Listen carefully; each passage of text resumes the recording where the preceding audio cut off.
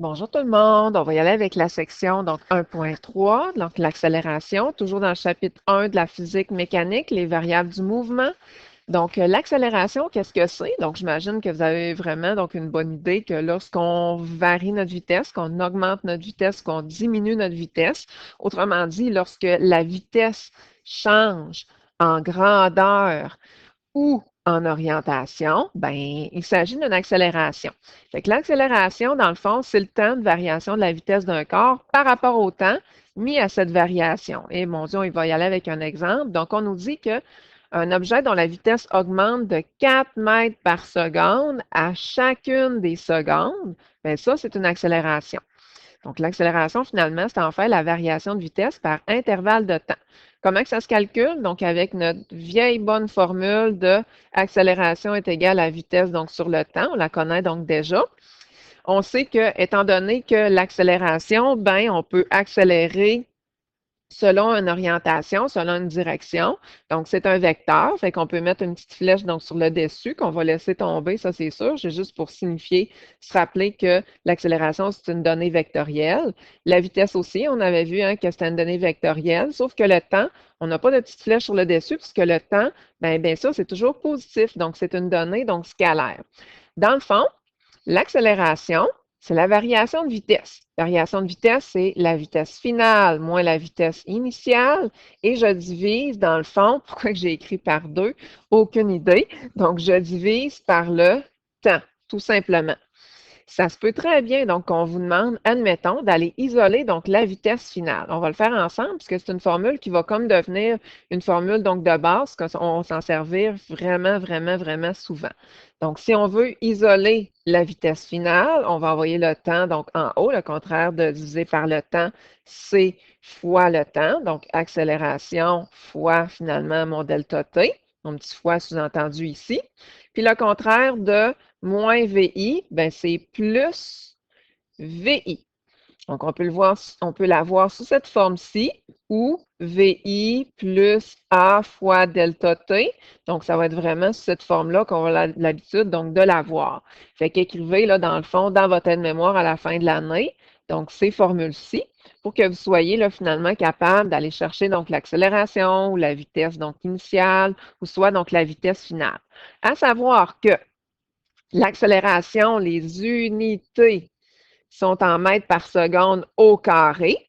La vitesse, on va préférer en mètres par seconde et le temps en secondes. C'est bien, bien rare hein, qu'on va utiliser des kilomètres là, par heure à la 2. Donc, c'est comme vraiment pas beau. On ne mélangera pas des kilomètres non plus, donc avec des secondes, ni des heures avec des mètres. Fait qu'on va travailler en mètres et en secondes. Pourquoi qu'on arrive à des mètres par seconde, donc au carré? Tout simplement parce que la vitesse, c'est en mètres par seconde. Le temps, c'est en secondes. On peut bien sûr donc le mettre sur 1.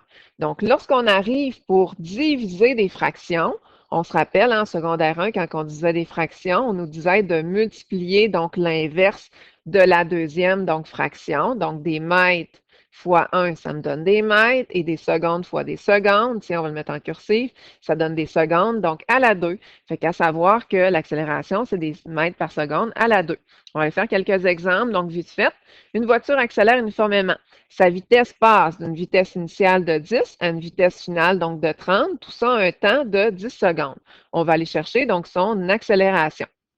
Fait que si on va aller chercher donc son accélération, tout ce qu'on va faire, c'est vitesse finale moins la vitesse initiale. Moi, j'aime pas ça les petits 2 et les petits 1. J'aime mieux avec vitesse finale puis vitesse initiale. On soustrait finalement donc les deux vitesses. On divise par le temps.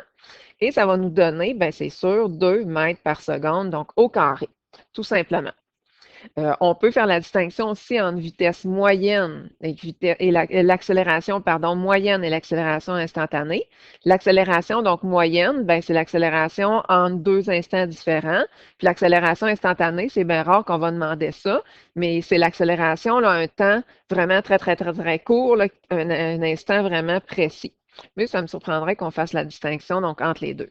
Une coureuse atteint une vitesse, donc ça veut dire que c'est à la fin, de 9,8 mètres par seconde en un temps de 2 secondes après le début de sa course. Fait que ça veut dire que j'imagine qu'au départ, ben, elle allait à une vitesse de 0 mètre par seconde. Ça, il faut être capable de le déduire, même si on ne nous le donne pas, là, finalement, donc dans le texte. Fait que je vais faire la vitesse finale moins la vitesse initiale. Dans le fond, le moins 0, tu sais, on s'en fout comme un peu. Donc, ça donne 9,6 divisé par 2, qui va nous donner donc notre accélération moyenne. Fait que dans le fond, la fille, elle augmente la coureuse de 4,8 mètres par seconde à chacune des secondes. Donc, c'est pour ça que ça donne des mètres par seconde au carré. Un exemple numéro 3. Un joueur de baseball court à une vitesse. Donc, ça, j'imagine, c'est sa vitesse de début. Donc, de 8 mètres par seconde vers l'ouest. Quand on met ça en crochet, ça veut dire que c'est la direction vers l'ouest. Glisse au troisième but et s'immobilise. Oh, fait que ça veut dire qu'il faut déduire que la vitesse finale va être de 0 mètres par seconde. Et il fait ça à un temps, une variation de temps de 1,6. Donc, si je fais la vitesse finale moins la vitesse initiale divisée donc par le temps, c'est là qu'on voit que c'est important là, de faire nos soustractions. Ça va nous donner un négatif. Le négatif qu'on va traîner là, vraiment partout, si on divise par le temps, va nous signifier qu'il va y avoir une décélération.